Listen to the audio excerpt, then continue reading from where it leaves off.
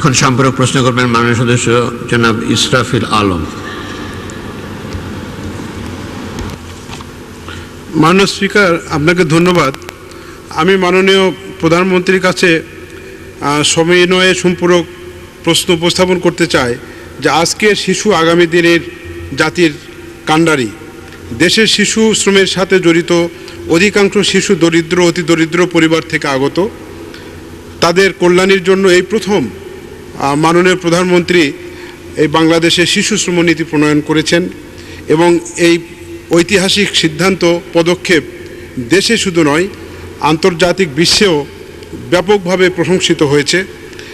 এখন আমি মাননীয় প্রধানমন্ত্রীর কাছে সবিনয়ে জানতে চাই যে শিশু শ্রমনীতির যে সুফল, এই সুফল দেশের দুস্থ অসহায় শিশুরা কবে থেকে প্রাপ্ত হবে। মাননীয় স্পিকার, আপনাকে ধন্যবাদ। ধন্যবাদ মাননীয় সদস্য। মাননীয় প্রধানমন্ত্রী।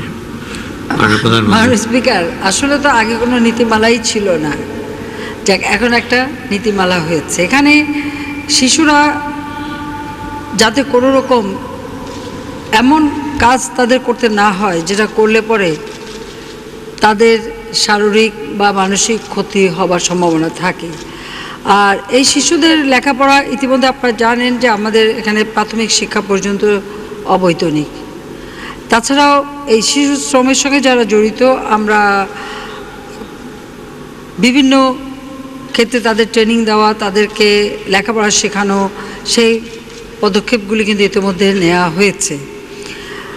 আমরা আরেকটি কাজ করতে যাচ্ছি, যে সেটা হলো যে এই দেশের যারা দরিদ্র বাবা মা বা সীমিত আয়ের মধ্য দিয়ে যাদের চলতে হয়, তাদের ছেলে মেয়ে উভয়েই যাতে লেখাপড়া করতে পারে তার জন্য একটা বৃত্তির ব্যবস্থাও আমরা করছি। আমরা নীতিমালাটা কেবল করেছি এবং নীতিমালার ভিত্তিতে আমাদের কার্যক্রম আমরা শুরু করতে যাচ্ছি।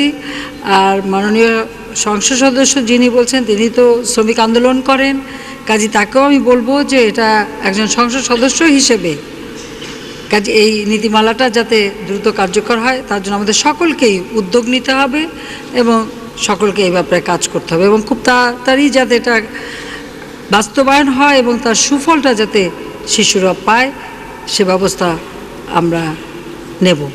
ধন্যবাদ। ধন্যবাদ মাননীয় প্রধানমন্ত্রী।